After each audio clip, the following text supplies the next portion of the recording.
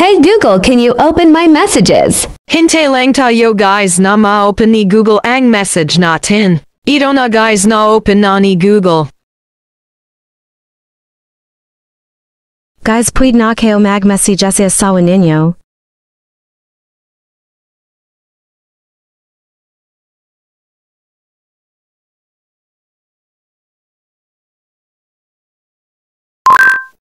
Hey my wife, I got it. You want send your message? Yes, send it my message.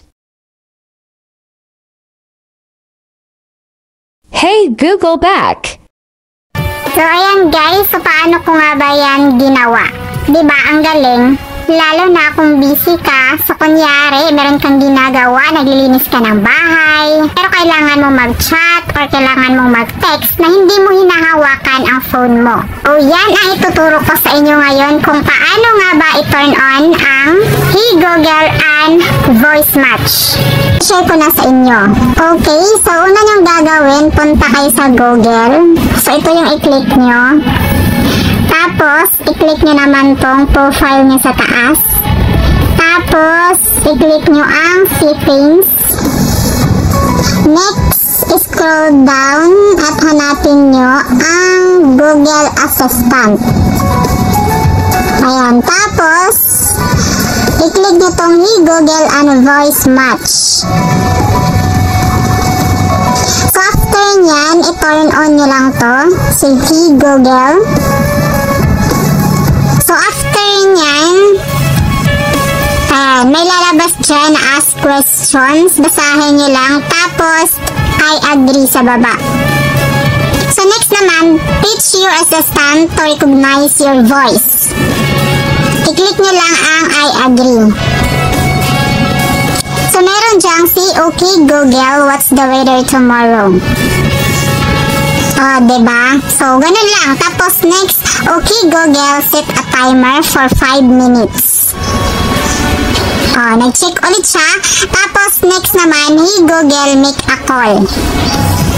Okay, so hindi niya na-recognize yung voice natin. So, ulitin natin. Hey Google, make a call. Okay, so next, Hey Google, remind me. Hey Google, remind me to water my plants every Monday.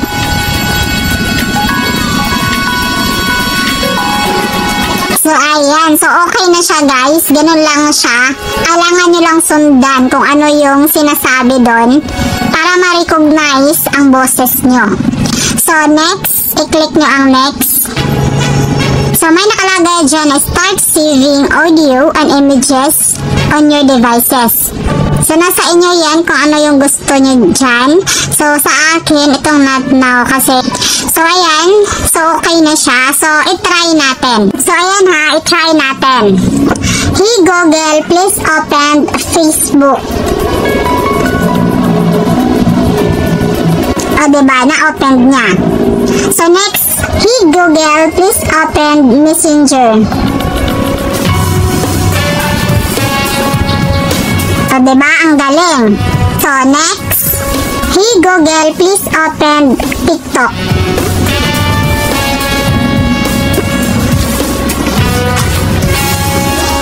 Diba? Ganun lang siya kadali guys. Kung paano i-enable ang voice match sa phone nyo. Para hindi na kayo mahirapang mag-type kung busy kayo. Utusan nyo lang ang phone nyo, diba? So, sana guys, nasundan nyo at nagustuhan nyo ang tutorial ko. So, kung bago ka pa lang at hindi ka pa nakasubscribe sa channel ko, huwag mo kalimutang mag-like, mag-subscribe, at pakipindot na rin ang notification bell para lagi kang updated sa mga bago kong video na i-upload. Thank you so much for watching!